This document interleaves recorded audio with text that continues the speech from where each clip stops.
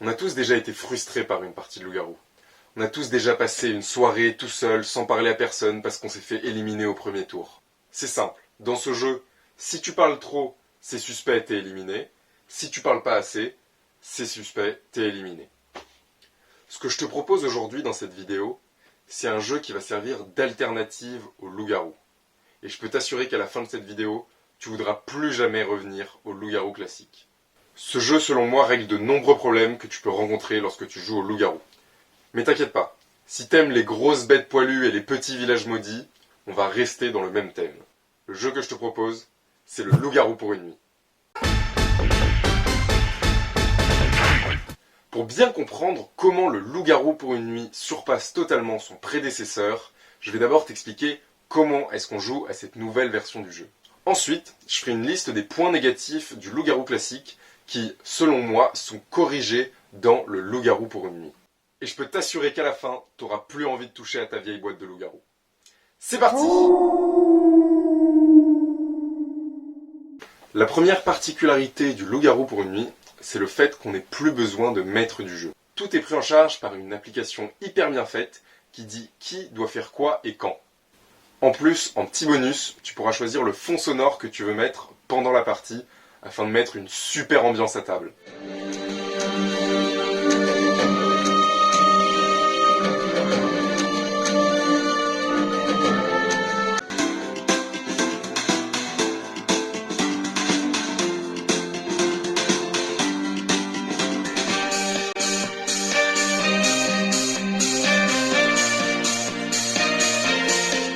Pardon.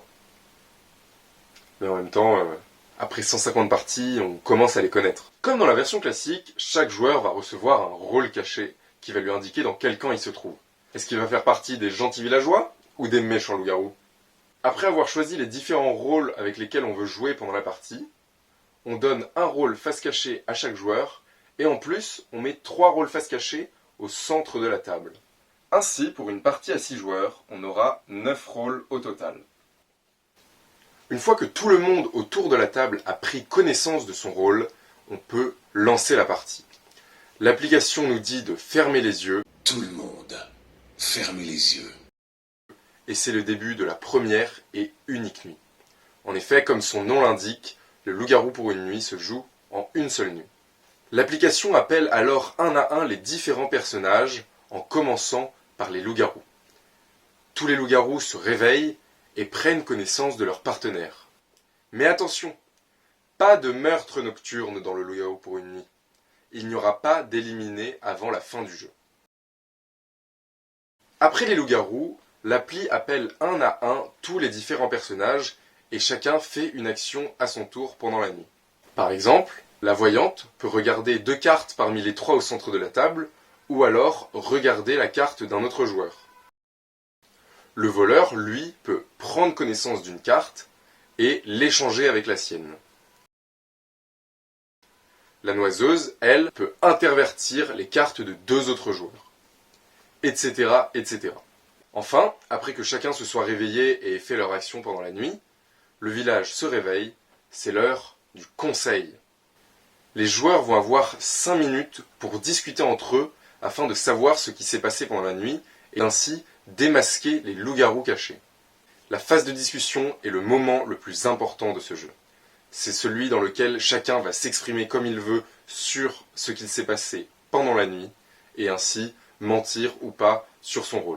En effet, contrairement au jeu original, les joueurs peuvent dire le rôle qu'ils ont eu au début de la nuit et dire les actions qu'ils ont fait. Mais attention, ça reste un jeu de bluff.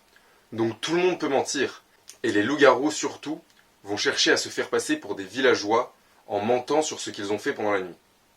À toi de dissimuler la vérité si tu es loup-garou, ou alors de démasquer les menteurs en recoupant les informations si tu es villageois. À la fin de ces 5 minutes de discussion, c'est l'heure du vote. Au signal de l'application, tous les joueurs pointent quelqu'un du doigt, et la personne qui a le plus de votes doit dévoiler son rôle. Si c'est un loup-garou qui est révélé, les villageois gagnent la partie. Mais si c'est un pauvre petit villageois, les loups-garous remportent la victoire. Comme une partie de loup-garou pour une nuit dure moins de 10 minutes, vous pourrez en faire une directement après. Vous pourrez aussi changer les rôles que vous avez choisis en prenant ceux qui restent dans la boîte, afin d'essayer toutes les combinaisons possibles. Voilà, maintenant tu sais comment jouer au loup-garou pour une nuit. Laisse-moi maintenant t'expliquer pourquoi, selon moi, il surpasse totalement le loup-garou classique. Le premier problème que tu as pu rencontrer en voulant faire une partie de loup-garou, c'est le nombre de joueurs nécessaires. Il faut être au moins 8 pour faire une partie, alors que pour une partie de loup-garou pour une nuit, à 4, ça fonctionne très bien. Du coup, ça le rend beaucoup plus facile à sortir, et il prend moins la poussière que ton loup-garou classique. D'autant plus que 8 joueurs, c'est le nombre minimum sans compter le maître du jeu, ce qui rejoint mon point suivant. En plus du grand nombre de joueurs nécessaires pour jouer, il faut tout le temps un maître du jeu. Il faut qu'il y ait quelqu'un qui se coltine ce rôle ingrat de maître du jeu. Et dans mon groupe d'amis, c'est toujours moi qui le fais, donc je sais ce que ça fait que de faire le maître du jeu pendant toute une soirée. Après, c'est vrai qu'un bon maître du jeu peut mettre une super ambiance autour d'une partie de loup-garou. Mais si un joueur un peu inexpérimenté fait le maître du jeu, il peut facilement faire une gaffe qui va révéler le rôle d'un personnage. Et alors, la partie est ruinée. Combien de fois un maître du jeu a appelé la voleuse plutôt que le voleur, ce qui a fait qu'on a su directement qui c'était. Ici, dans le loup-garou pour une nuit, c'est l'application qui s'occupe de tout. En plus de mettre une super ambiance, je vous ai déjà parlé des musiques, l'application est hyper bien faite et il y a plein de paramètres qu'on peut régler. Par exemple, on peut augmenter ou diminuer le temps qu'on a pour faire une action si on joue avec des joueurs plus ou moins rapides. D'ailleurs, en parlant de temps... Eh oui, j'ai travaillé mes transitions. Même si le loup-garou n'est pas vraiment ce qu'on appelle un jeu long, il dure quand même 30 minutes. Ce qui peut par ailleurs augmenter beaucoup si on augmente le nombre de joueurs. Mais ces 30 minutes peuvent être plutôt longues quand on est notamment éliminé au premier tour ou alors maître du jeu. En plus, avec tous les différents rôles, le loup-garou c'est un jeu auquel on a envie de rejouer plusieurs fois pour pouvoir tous les essayer. Du coup, avec les 10 minutes d'une partie de loup-garou pour une nuit, on peut enchaîner les parties et essayer tous les rôles possibles et tous les bluffs différents possibles. C'est pourquoi même s'il y a marqué 10 minutes sur la boîte, vous ferez jamais qu'une seule partie. Je pense parler au nom de tous quand je dis que le truc le plus énervant dans tous les jeux de société, c'est de se faire éliminer au premier tour par les loups-garous et de devoir passer tout le reste de la partie à attendre que ça se termine. Heureusement que le loup-garou pour une nuit est là pour calmer toutes ces frustrations. Avec le loup-garou pour une nuit, plus d'élimination, donc plus d'attente sur le côté. Mais aussi plus de rancœur envers quelqu'un qui aurait voté contre soi au premier tour alors qu'on n'était qu'un pauvre villageois. Et on lui a dit qu'on n'était qu'un pauvre villageois, mais il a voté quand même. Du coup, à la prochaine partie, on l'a tué avec la potion de la sorcière. Et alors, il s'est levé, il a jeté les cartes par terre et il est parti. Et on lui a plus jamais reparlé. Enfin bref, pas d'élimination, c'est super cool. Enfin, j'en viens au point le plus important selon moi et qui fait que le loup-garou pour une nuit est tellement plus savoureux, plus fun, plus agréable à jouer que le loup-garou classique, c'est la phase de discussion. Dans le loup-garou original, les accusations sont la plupart du temps basées sur rien du tout. Moi, pendant la nuit, j'ai entendu un petit bruit de chaise à ma gauche, donc je suis sûr que lui, c'est le loup-garou.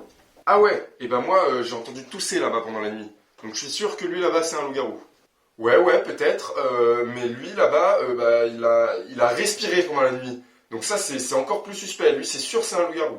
Et hop, on est éliminé. Et en plus, comme on peut pas dévoiler son rôle, on a souvent rien de tangible sur lequel appuyer son vote. Et si on essaye de donner des informations, ça ressemble souvent à ça. Moi, il se trouve que j'ai peut-être un personnage qui pourrait me permettre de voir...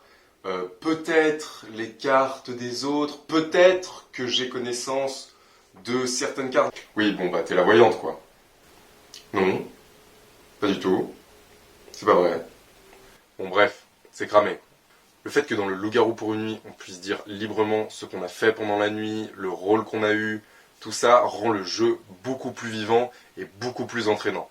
En tant que loup-garou, c'est tellement satisfaisant d'inventer une histoire que tout le monde gobe et on leur montre à la fin qu'on les a manipulés depuis le début.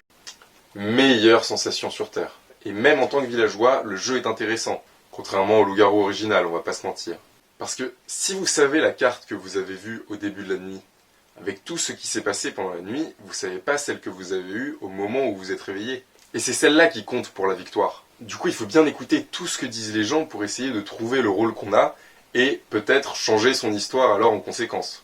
Combien de fois je pensais être gentil toute la partie et au fil de la discussion me rendre compte que la carte devant moi est en fait celle d'un loup-garou.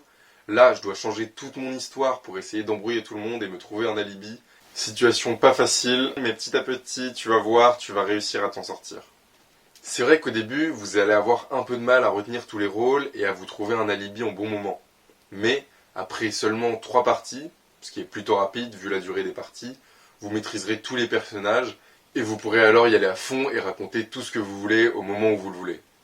Je pourrais continuer pendant des heures à vous raconter toutes les anecdotes et toutes les situations biscornues qui sont arrivées pendant mes parties, mais je pense que le mieux, c'est que vous fassiez vos anecdotes vous-même. Bon,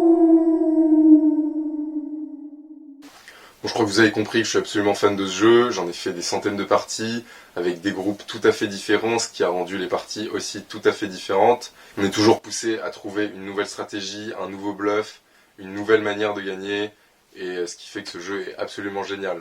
Je trouve qu'il vient réinventer parfaitement le jeu mythique du loup-garou en corrigeant énormément de défauts. Bref, merci de m'avoir écouté dans cette vidéo, j'espère vous avoir convaincu d'au moins essayer le loup-garou pour une nuit, et je peux vous assurer qu'après, vous aurez plus envie de retourner à votre vieille boîte de loup-garou. Bonne partie! You win! Pour ceux qui sont toujours là, je vous ai préparé une petite surprise. Si jamais vous voulez jouer directement au loup-garou pour une nuit, vous pouvez y jouer sans acheter le jeu, même s'il est pas cher, comme ça vous faites une petite idée avant de l'acheter. Et donc il suffit d'utiliser les cartes du loup-garou classique en associant les personnages du loup-garou pour une nuit aux cartes que vous avez chez vous. Allez, régalez-vous!